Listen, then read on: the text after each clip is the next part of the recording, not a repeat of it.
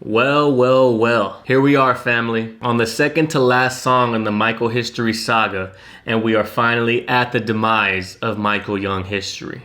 Roll it.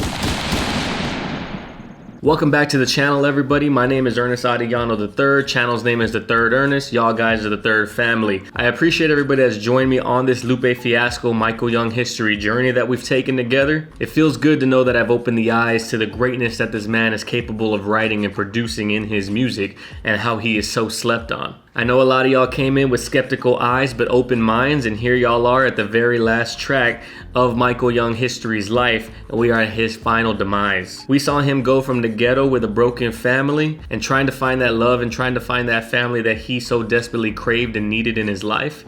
He tried to find that in the streets. The streets seduced him and he believed every single thing that she ever told him and made him cool. We saw him rise to the top of the coolness and the greatness and the success that he was having in the streets and Gotta Eat. And now here we are at his demise that he thought was never gonna come because the streets promised him that this would never happen. So let's just get on into this, fam, and see what we got, because this song right here, this is actually one of my favorite in the whole saga. I present the death of the cool. That's so dope, just the way he says it, like Lupe Fiasco, I present the death of the cool, like it's the final act. So dope. I present the death of the cool. Well, I heard like cows that all your enemies wanna shoot you down. They got AK-47s and a bunch of Mag 11s, semi-automatic weapons that produce kapows. Word on the street is they all got heaters. They gon' hit you up, you ain't even gon' see it. You got a lot of money, I ain't tryna be funny, but they say where you going, you ain't even gon' need it. They see you round shining with your... Those lines are so fire. First off, the song opens up with a dope ass, well, I heard like a group of cows, said it way before Eminem said it in Rainy Days. I heard like heard, but heard like a group of cows is called a herd. Eminem in Rainy Days said like a shepherd having sex with a sheep, fuck what you heard. Similar line, Lupe said it first though, fam. And then the onomatopoeia he uses whenever he says produce kapows, they got AK-47s and a bunch of Mag 11 semi-automatic weapons that produce kapows. That's dope. And the onomatopoeia is kind of like a theme that rides to the rest of the song. This whole beginning portion of the song is like his homeboy warning him, like, yo, I think you should watch your step in these streets because you're getting a little cocky out here. You might think you're untouchable, but no one's untouchable. The word on the street is they all got heaters. They gonna hit you up. You ain't even gonna see it. You got a lot of money. I ain't trying to be funny, but they say where you going, you ain't even gonna need it. That's a dope ass line. People always say you can't take money with you when you die. When I die, put my money in the grave.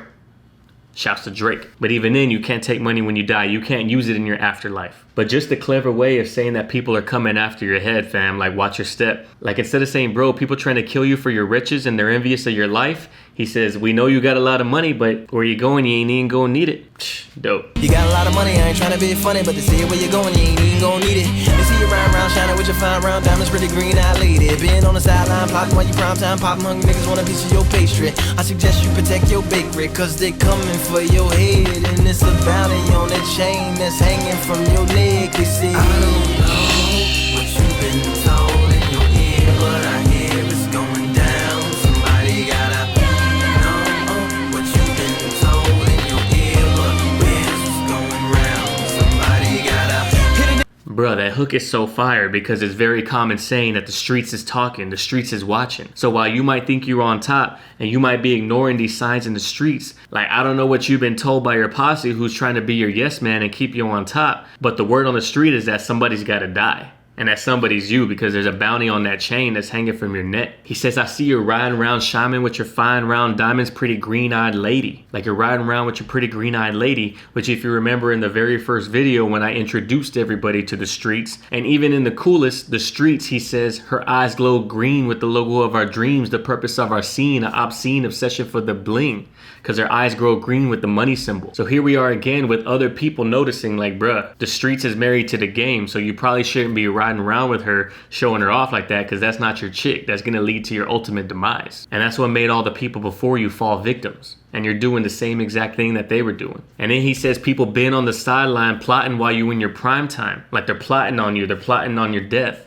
because these people are envious of everything that you're showing off. You're doing too much showing off. It's like the movie American Gangster, how homeboy kept a really low-key, low-profile life and stayed off the radar of the feds, and then all of a sudden his wife buys him that thick-ass $40,000 chinchilla fur coat to go ringside, and then that's what put him on the map and ultimately led to his demise. It was that showing off, flashy lifestyle. All these people out here want a piece of your pastry, and if you remember going back to Gotta Eat, the last video, in the second verse he says he was a heartbreaker and a law shaker. If it was about caking, pastries, cake, money, he was a partaker. I suggest you protect all that bread because you work in a bakery. Bakery factories protect the bread. Bread is money. And the most important line of the first verse, there's a bounty on that chain that's hanging from your neck. If you remember in The Coolest, when Michael Young History is talking to his baby mama and she's saying, do you love him? And he's saying, I don't know. He says, my new lady gave me her Mercedes and a necklace with a solid gold key like the starter of a car. That's the chain that's right here. The streets gives every single one of the people that she seduces that chain to let them know that they're the man at that time. But every single time they get too high up, the game comes and hires people to snatch that chain from him, kill him, take the chain back, give it back to the streets, and then they move on to the next. So there's a bounty on that chain now. What you've been told in your ear, but where's what's going round? Somebody gotta hit a nigga with the mini max strap, clap any nigga think he getting G's down here. Any meter, any nigga getting money, I'm a honey man. I heard Michael Young is the re-clown in. Run up on a nigga from the back with a Mac, go be strapped, cause a nigga finna squeeze off 10. Run up on this nigga lack, rat a tat tat, click clack, with this nigga at I needs in. Shit is going down ever I see him. Wipe a nigga out like Oxy 10. And keep a couple of dollars up in the wallet to pay the cops so they can never box me in. Ooh. That's what I'm thinking, but riding around, polishing this big pistol. I'ma catch him in the wind, pray they got no jam. So until we meet again, nigga, it's cool.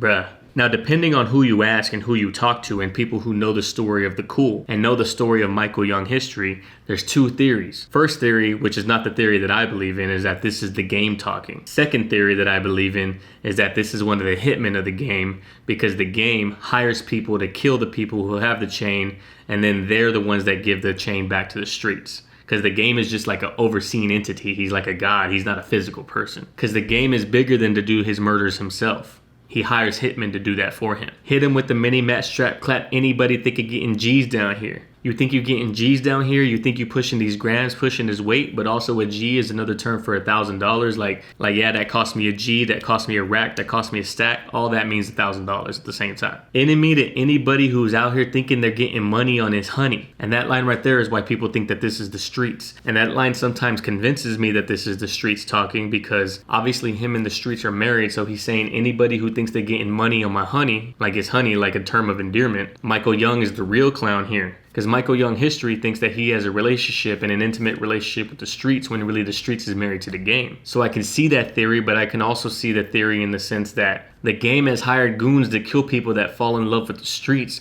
but the streets also seduces the goons because they're the ones on the come up now. Like every single person who's in the streets thinks that the streets loves them. They're blind to the fact that everybody is in love with the streets and she tempts everybody. So anybody that's in love with the streets is gonna call her their honey. It's like the game is talking to them and telling them, yo, you're gonna let Michael Young history come in and do that to your chick and get money off your chick like that while you're just standing around watching, knowing damn well that the game is married to the streets and he's just hyping up these goons so the goons will do the dirty work for him.